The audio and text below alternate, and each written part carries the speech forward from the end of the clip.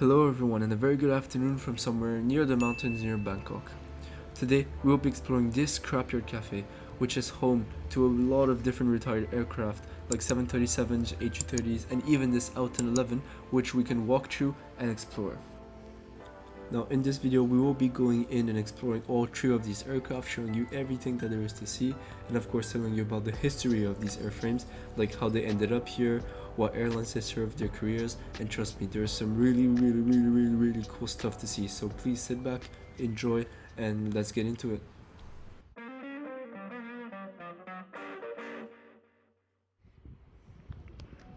Now let's start off with a classic, the 737-200 that is on display here with this extendable staircase deployed, and it looks like it's in pretty bad condition and that it's been here for a long time, but we are still able to get up close to every single part of it, like the engine, which is just surreal.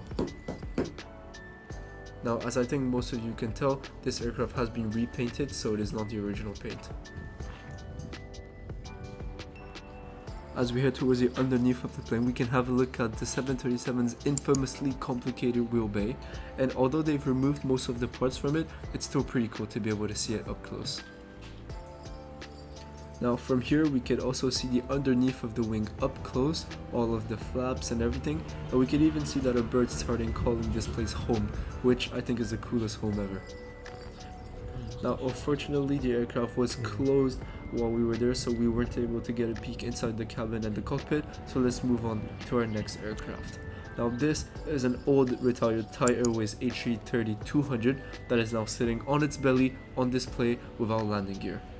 And yes, what you see over there below the wing, nope, that's not the landing gear, that's the coffee shop. Let's go in and have a look.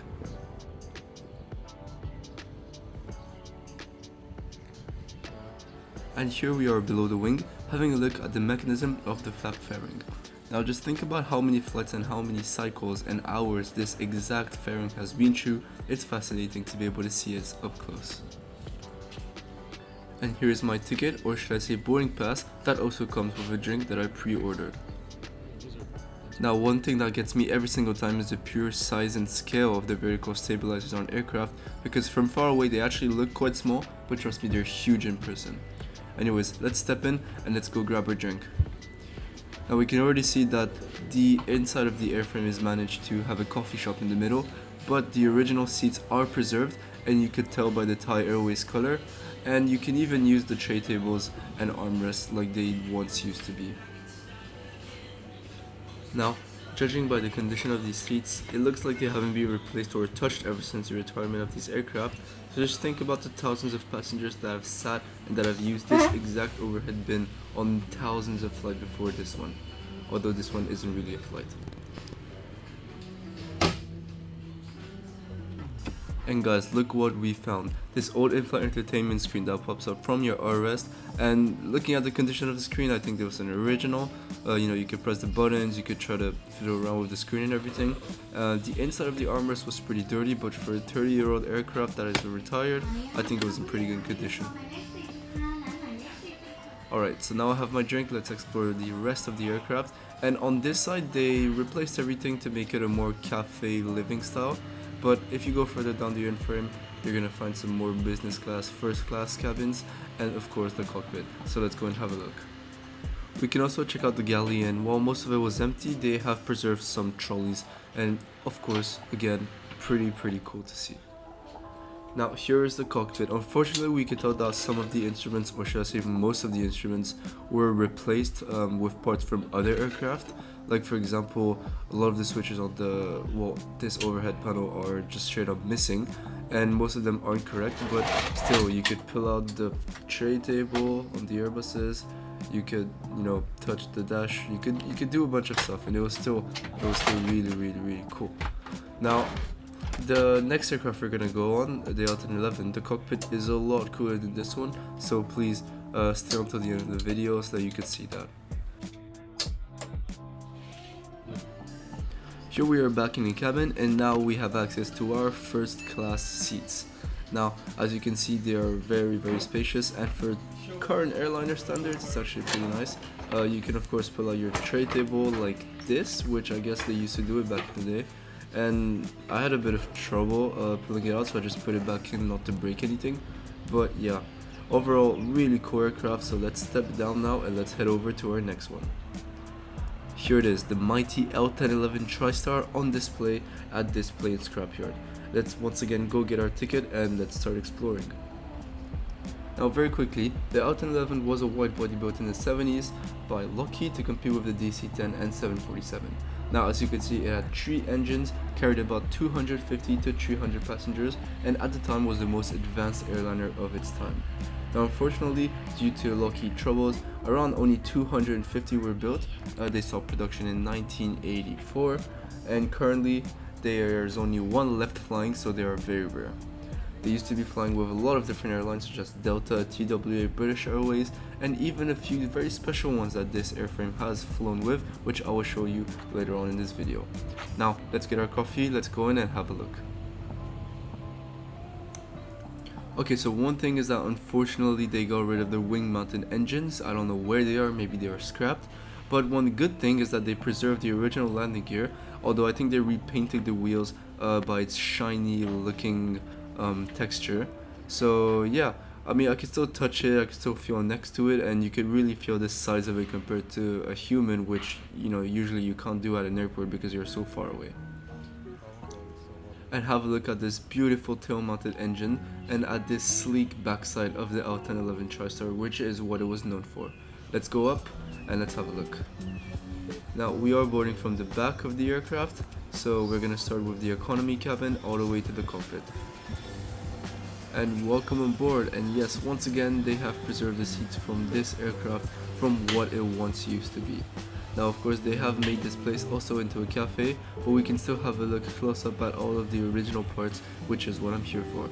Now let's go get my passion fruit soda that I ordered from my boarding pass, and then we're gonna have a look. Now here is one of it, an old seat which has its mechanism open, and of course the overhead bin, which I had struggle opening, but I guess some were working, some were not, but of course it's still pretty cool to see. Here, I found one that works, and you could see inside of it.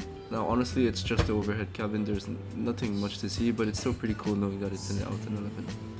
Now honestly the choices for the cafe were actually quite nice. They had a lot of different cakes, a lot of different drinks. Honestly I think better than some standalone cafes in town. So great job all around for everything that this place has to offer.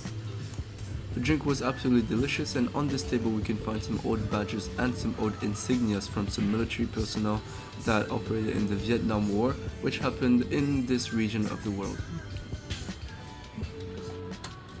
Now take a look at this. This is the oven controls on the galley to control, well, the oven, and now usually you never get to touch this and as a passenger, but of course being able to fiddle around pressing all the buttons felt really cool. And now for the main attraction, let's have a look at the original L1011 cockpit. Yes, this is the original, with most instruments being original, although some of them are replaced, and you can press all of them, you could explore what this cockpit has to offer. Of course, there's an engineering pedal, which some of the instruments were replaced once again, but it was still original. You could touch the yoke, look at me, I'm flying the L1011, this is crazy. You could press the autopilot to disengage. Take a look at the artificial horizon. Even the original throttle was fully functioning. We could put it up and down, pulling up the reverse thrust handles, and I'm telling you, nothing was restricted, nothing was behind walls. We could touch everything, we could play around with everything. It was really cool. We could ignite engine 1, 2, and 3, and what was on the back of my mind during this whole time was, how many times has a pilot pressed these exact switches to ignite all 3 engines in the past? Like, this cockpit holds so much history, and being able to touch it right now, it felt surreal. I don't know if that's the right word, but it doesn't feel like just a cockpit. It felt like a piece of history. It felt like it belonged in a museum, and we could just go in and do what we want with it. Super cool. So I'll just let you guys enjoy, and yeah, just imagine it for yourself.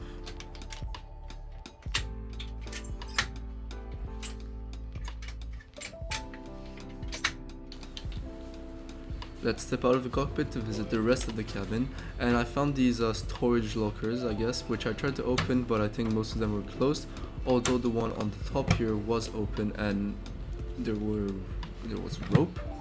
I'm not gonna question it, but yeah, let's just go and visit the rest. Now for a quick summary of this aircraft, it was operated under Thai Orient Airways for a long time and was eventually on a lease to Kampuchea Airways, which is now known as Cambodia Airways, and it has been retired ever since, and it is now sitting in this coffee shop scrapyard. And that is it for the visit. Now honestly, I could just stand here and look at this thing for hours, but there was a few other things that we could have visited, like the military shop, like a lot of other military aircraft or helicopters like the one you see on the right of this airframe, but we didn't have time unfortunately to go through them on this video. If you want to visit it for yourself, I will leave the address in the description so that you can come and experience this for yourself. Now, one really cool thing is that they have this 777-200 that they are currently renovating and that they are currently setting up for the purpose of this cafe. So I don't know when it will be done, but I guess in a few months or in a few years, this 777-200 will be open to the public like it is for the rest of these aircraft.